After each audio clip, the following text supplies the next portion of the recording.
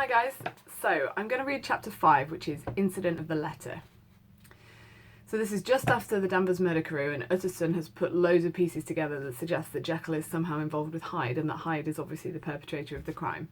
So, it was late in the afternoon when Mr. Utterson found his way to Dr. Jekyll's door, where he was at once admitted by Poole and carried down by the kitchen offices and across a yard, which had once been a garden, to the building which was indifferently known as the laboratory or the dissecting rooms.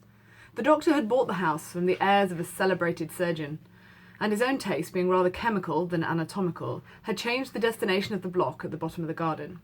Could you please highlight the bit about buying the house from the heirs of a celebrated surgeon?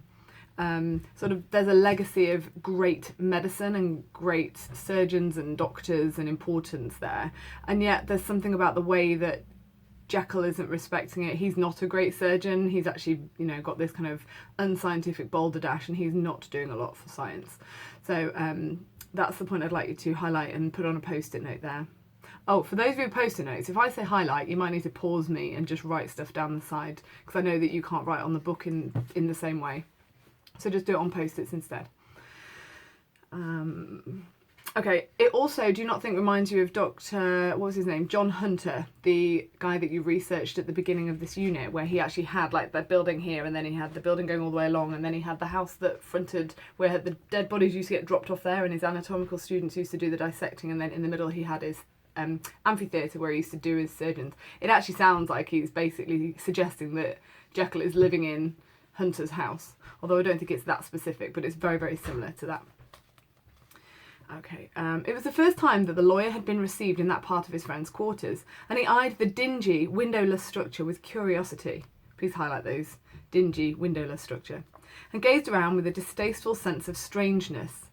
Please highlight strangeness. As he crossed the theatre, once crowded with eager students, and now lying gaunt and silent. Please highlight the gaunt and silent as well, because that kind of stems back to that celebrated surgeon idea. The idea that Jekyll has allowed the really good science that was helping humans to live better lives and to live longer is now gaunt, which suggests malnourished, thin, metaphorically speaking, and silent, like he's ignoring real science. The tables laden with chemical apparatus, the floor strewn with crates and littered with packing straw, and the light falling dimly through the foggy cupola. A cupola is like a dome at the top of the roof that has light coming through it. At the further end, a flight of stairs mounted to a door covered with red baize, and through this Mr. Utterson was at last received into the doctor's cabinet.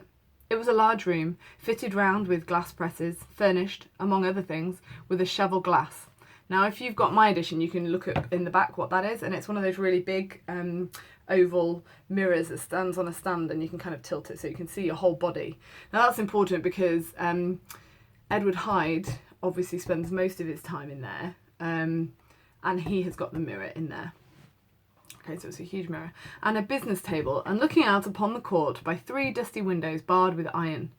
The fire burned in the grate, a lamp was set lighted on the chimney shelf, and even in the houses the fog began to lie thickly.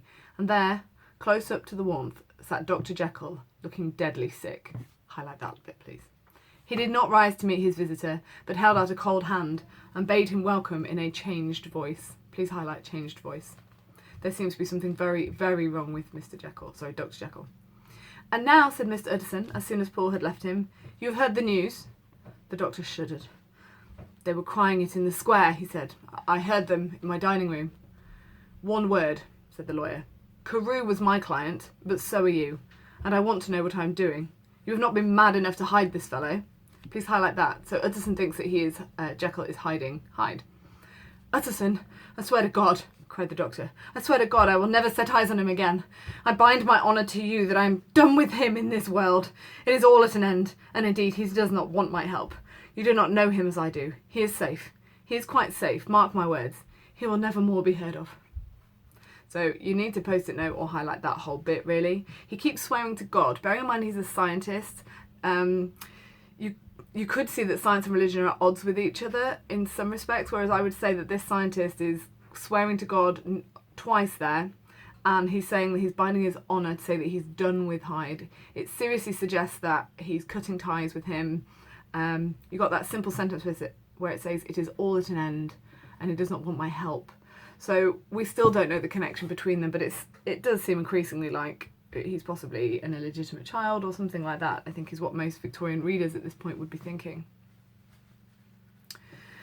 The lawyer listened gloomily. He did not like his friend's feverish manner. Please highlight feverish, it's like he's very sick. "You seem pretty sure of him," said he, "and for your sake, I hope you may be right. If it came to a trial, your name might appear." So highlight that. That's all about reputation. I've got reputation written at the top of my book there. So obviously he's going to be tried for murder, and in this time period he would be taken to the gallows and hanged for it. So the idea that Jekyll might be connected with him is a big worry to Utterson. "I'm quite sure of him," replied Jekyll. "I have grounds for certainty that I cannot share with anyone, but there is one thing on which you may advise me. I have received a letter, and I am at a loss whether I should show it to the police. I should like to leave it in your hands, Utterson. You would judge wisely, I am sure. I have so great a trust in you." "You fear, I suppose, that it might lead to his detection?" asked the lawyer. "No," said the other. "I cannot say that I care what becomes of Hyde." Please highlight that line. "I am quite done with him. I was thinking of my own character, which this hateful business has rather exposed." Utterson ruminated a while, which means thinking. He was surprised at his friend's selfishness, and yet relieved by it. "Well," he said at last, "let me see the letter."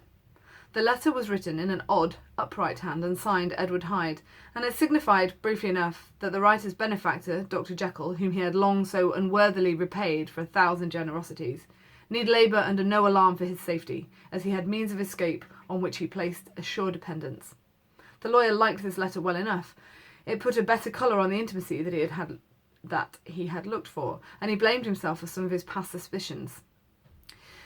So basically, it's a letter written apparently by Edward Hyde that says that he has escaped and he's got someone else that he can rely on. So he's gone for good and he will be out of Jekyll's hair. Although, Utterson, remember, he's the lawyer, he's always thinking ahead. "Have you the envelope?" he asked. I burned it," replied Jekyll, "before I thought what I was about. It bore no postmark. The note was handed in." "Shall I keep this and sleep upon it?" asked Utterson. "I wish you to judge for me entirely," was the reply. "I have lost confidence in myself." "Well, I shall consider," returned the lawyer. "And now one word more. It was Hyde who dictated the terms in your will about that disappearance?" So Utterson still can't believe that Jekyll would, of his own free will, have said, "Look, if I disappear for 3 months, Hyde can have everything." So Utterson's now questioning him. He's basically saying to him, "Did he threaten you to put that in your will?" The doctor seemed seized with a qualm of faintness. He shut his mouth tight and nodded. "I knew it," said Utterson. "He meant to murder you. You have had a fine escape." "I have had what is far more to the purpose," returned the doctor solemnly. "I have had a lesson. Oh God, Utterson, what a lesson I have had." Please highlight that. We will come back to that bit later. But the idea that he has paid a price for something is essentially what he's saying. And remember, he's really sick, and we don't know why in this scene. And he covered his face for a moment with his hands. On his way out, the lawyer stopped and had a word or two with Poole. "By the by," said he, "there was a letter handed in today. What was the messenger like?"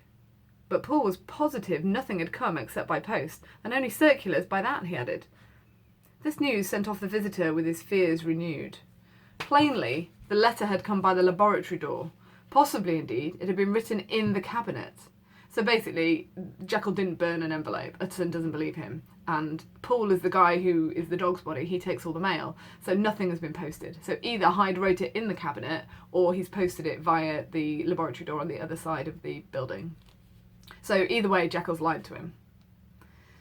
And if that would be... Oh, hang on. Indeed, it had been written in the cabinet, and if that was so, it must be differently judged and handled with the more caution.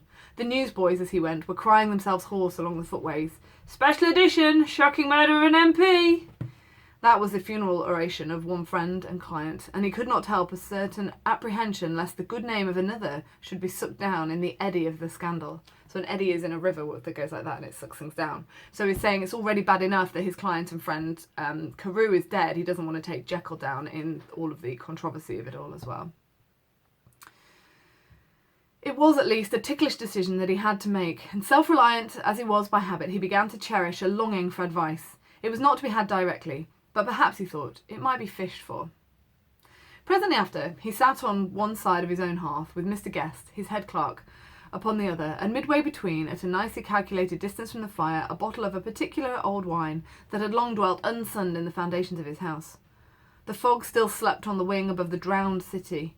So I've highlighted again, the fog is the constant background to all of this, that it seems kind of dark and dingy and like you can't really see everything properly. And I think there's something kind of metaphorical that you can't ever know what's really going on in people's lives. Above the drowned city, where the lamps glimmered like carbuncles, and through the muffle and smother of these fallen clouds, the procession of the town's life was still rolling in through the great arteries with a sound as of a mighty wind. But the room was gay with firelight. In the bottle, the acids were long ago resolved. The imperial dye had softened with time, as the colour grows richer in stained windows, and the glow of hot autumn afternoons on hillside vineyards was ready to be set free and to disperse the fogs of London. Insensibly, the lawyer melted. There was no man from whom he kept fewer secrets than Mr. Guest, and he was not always sure that he had kept as many as he meant. Guest had often been on business to the doctor's. He knew Poole. He could scarce have failed to hear of Mr. Hyde's familiarity about the house. He might draw conclusions. Was it not as well, then, that he should see a letter which put that mystery to rights? And, above all, since Guest, being a great student and critic of handwriting, would consider the step natural and obliging. The clerk, besides, was a man of counsel. He would scarce read so strange a document without dropping a remark, and by that remark, Mr. Utterson might shape his future course. So this is a guy that Utterson can rely on, and he also just happens to be an expert in handwriting, so that's handy, isn't it? So, here they are talking. This is a sad business about Sir Danvers, he said. Yes, sir, indeed. It has elicited a great deal of public feeling, returned Guest. The man, of course, was mad. Please highlight that. I should like to hear your views on that, replied Utterson. I have a document here in his handwriting. It is between ourselves, for I scarce know what to do about it. It is an ugly business at the best. But there it is, quite in your way, a murderer's autograph. Guest's eyes brightened and he sat down at once and studied it with passion. No, sir, he said. Not mad, but it is an odd hand. And by all accounts, a very odd writer, added the lawyer. Just then the servant entered with a note. Is that from Dr. Jekyll, sir? Inquired the clerk. I thought I knew the writing. Anything private, Mr. Utterson? Only an invitation to dinner. Why? Do you want to see it? One moment. I thank you, sir. And the clerk laid the 2 sheets of paper alongside and sedulously compared their contents. Thank you, sir, he said at last, returning both. It's a very interesting autograph. There was a pause, during which Mr. Utterson struggled with himself. Why did you compare them, Guest? He inquired solemnly. Well, sir, returned the clerk, there's a rather singular resemblance. The 2 hands are in many points identical, only differently sloped. Rather quaint, said Utterson. It is, as you say, rather quaint, returned Guest. I wouldn't speak of this note, you know, said the master. No, sir, said the clerk, I understand. But no sooner was Mr. Utterson alone that night than he locked the note into his safe, where it reposed from that time forward. What, he thought, Henry Jekyll, forge for a murderer? And his blood ran cold in his veins. Please highlight that last line. And if you could also highlight the line about 6 sentences up that says about the 2 hands are in many points identical, only differently sloped. So the mystery just gets stranger and stranger. It would appear that Jekyll seems to have faked the note from Hyde. And so he's forged for a murderer. And so having said he's got nothing to do with him now, Utterson's like, I don't know what to think. He is still hiding him in some way, even if he's not physically in his house. He's written a note to try and pretend that he's gone. Very, very strange. So that is the end of chapter 5. I would advise that you do chapter summaries for each of the chapters just to summarise what happens and maybe key quotations, things that I've asked you to highlight. Just because remember this is all going to be revision material for next year. I am going to go on and do the next chapter as well so we can read that one.